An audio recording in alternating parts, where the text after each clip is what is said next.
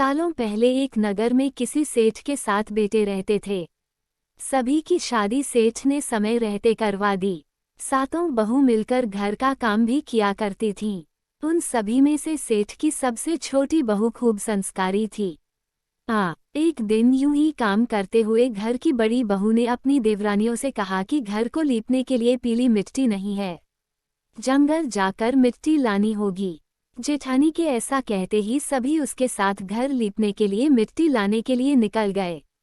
सभी खुरपी से मिट्टी निकाल ही रहे थे कि तभी सबसे बड़ी वाली बहू को एक नाग नजर आया। उसे मारने के लिए जैसे ही बड़ी वाली बहू ने खुरपी उठाई, वैसे ही सबसे छोटी बहू ने कहा, जेठानी जी, इसे मत मारिए, इसकी कोई गलती नहीं है, जंगल तो इसका घर है। अपनी देवरानी की बात मानकर उसने नाग को कुछ नहीं किया। तभी उस छोटी बहू ने नाग से कहा कि आप एक जगह पर अलग से बैठ जाए, हम तब तक मिट्टी खोदते हैं, फिर आपके पास आएंगे। इतना कहकर सभी मिट्टी निकालने लगे और कुछ देर बाद घर चले गए। सभी के दिमाग से नाग वाली बात निकल गई थी।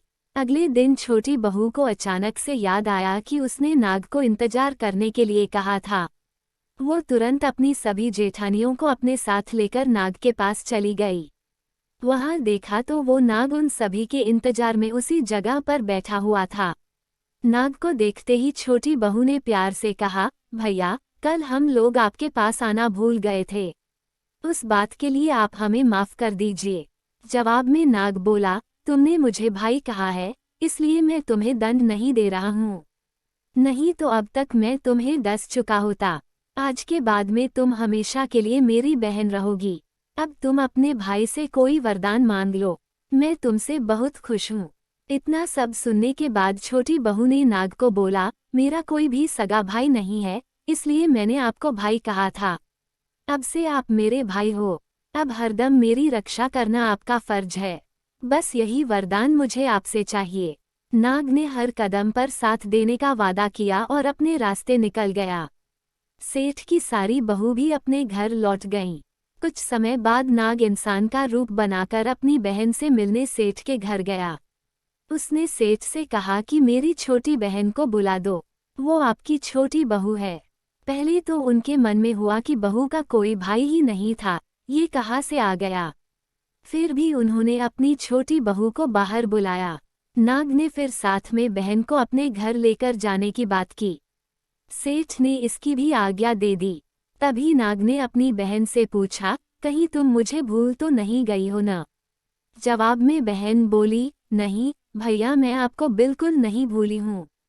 फिर नाग ने कहा, मैं तुम्हें अपने घर लेकर जा रहा हूँ, तुम मेरी पूंछ पकड़कर चलती रहना पीछे। उसकी बहन ने वैसा ही किया। कुछ ही देर बाद वो एक बड़े से मकान में पहुंच गए। वहां हर तरफ सोना चांदी और अन्य कीमती सामान थे। वहां नाग की बहन आराम से कुछ दिनों के लिए रहने लगी। नाग की माँ भी उसे खूब प्यार करती थी। एक दिन नाग की माँ ने छोटी बहू को अपने भाई के लिए दूध लेकर जाने के लिए कहा। छोटू बहू ने दूध को गर्म किया और भाई को पीने के लिए दे दिया। अब गर्म दूध पीते ही नाग का मुंह जलने लगा। ये सब देखकर नाग की माँ को खूब गुस्सा आया। नाग ने किसी तरह से अपनी माँ के गुस्से को शांत किया और बताया कि उसकी बहन को नहीं पता था कि मैं गर्म दूध नहीं पी सकता हूँ। अब नाग के परिवार के साथ कुछ समय बिताने के बाद सेठ की छोटी बहू अपने घर जाने लगी। नाग ने अपनी बहन को खूब सारी दौलत और आभूषण देकर विदा किया। बहू के साथ घर में इतना सारा धन आते देख सेठ और उसकी जेठानियां हैरान हो गईं। एक दिन नाग की बहन को घर की बड़ी बहू ने कहा कि तुम अपने भाई से और सोना चांदी लेकर आओ, उसके पास तो खूब पैसा है, वो तुम्हें मना नहीं करेगा।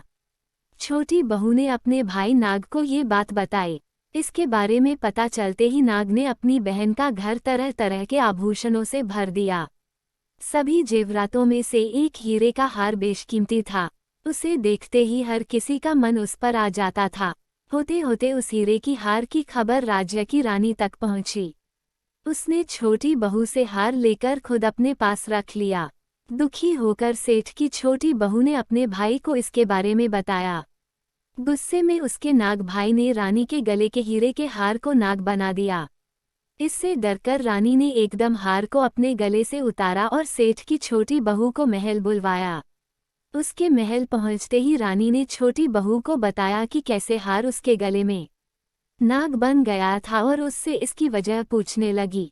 तब सेठ की छोटी बहू ने बताया कि नाग भाई ने यह हार सिर्फ मुझे पहनने के लिए दिया है। इसे कोई दूसरा इंसान गले में डालेगा तो ये तुरंत सांप बन जाएगा।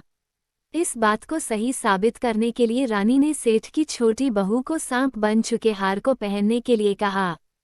छोटी बहू ने जैसे ही नाग बने हार को गले में डाला तो वो दोबारा हीरे के हार में बदल गया। महारानी ने ये सब होते हुए खुद अपनी आंखों से देखा और हैरान रह गई। अब उसे सेठ की छोटी बहू की बात पर यकीन हो गया। उसने हर छोटी बहू को अपने साथ लेकर जाने के लिए कहा। इतना सब होने के बाद रानी ने सेठ की छोटी बहू को कुछ सोने की मुद्राएं देकर महल से विदा कर किया। अब सेठ की छोटी बहू घर में सोने के सिक्के लेकर पहुंची। ये सब देखकर सेठ की बड़ी बहू को जलन होने लगी। उसने सोचा कि क्यों ने ऐसा कुछ किया जाए जिससे देवरानी परेशान हो जाए।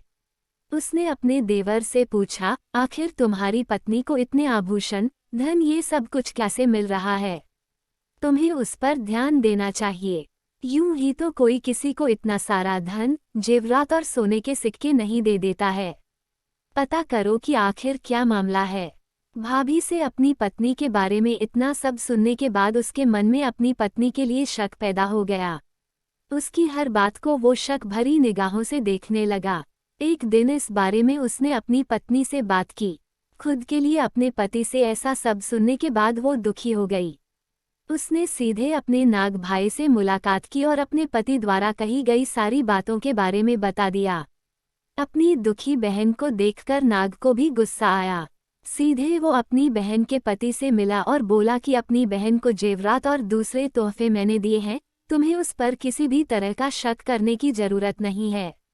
वो बहुत ही अच्छी है और अगर आगे से कभी भी तुमने उसे कुछ गलत कहा या उस पर शक किया तो मैं तुम्हें जिंदा खा जाऊंगा। नाग से ये सब सुनने के बाद सेठ के बेटे ने उससे माफी मांगी और कहा कि आज के बाद से मैं ऐसी बातें बिल्कुल भी नहीं करूंगा। आप मेरे ऊपर गुस्सा मत कीजिए, मैं आपकी बहन को किसी तरह का दुख नहीं होने दूंगा। इतना कहकर वो सीधे घर गया और अपनी पत्नी से भी माफी मांगी। उसके बाद दोनों खुशी खुशी साथ में रहने लगा। इसी तरह सेठ की छोटी बहू हर तरह की मुसीबत में अपने भाई को याद करती और वो उसकी परेशानी को दूर कर देता। इसी तरह नाग पंचमी का त्योहार शुरू हुआ और सभी महिलाएं नाग को अपना भाई मानकर पूजते हुए उन्हें दूध पिलाने लगीं। कहानी से सीख। नाग पंचमी कथा से दो सीख मिलती है। पहली यह कि किसी दूसरे के भड़काने पर और उनकी बातों से प्रभावित होकर अपने लोगों पर शक नहीं करना चाहिए।